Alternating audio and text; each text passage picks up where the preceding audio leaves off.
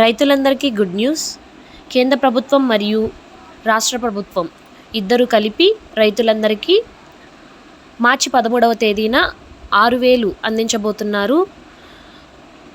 రాష్ట్ర ప్రభుత్వం వచ్చేసి అన్నదాత సుఖీభవ పథకం కింద 4,000, కేంద్ర ప్రభుత్వం వచ్చేసి PM కిసాన్ పథకం కింద 2,000, ఇద్దరు కలిపి మొత్తంగా 6,000 రైతుల ఖాతాల్లో వేయబోతున్నారు మార్చి 13వ తేదీన.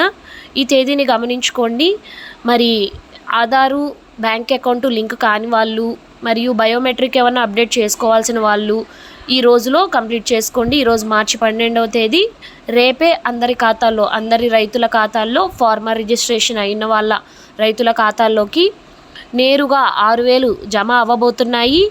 రాష్ట్ర ప్రభుత్వం 6,000, కేంద్ర ప్రభుత్వం PM కిసాన్ 2,000 రైతుల ఖాతాల్లోకి జమ అవ్వబోతున్నాయి.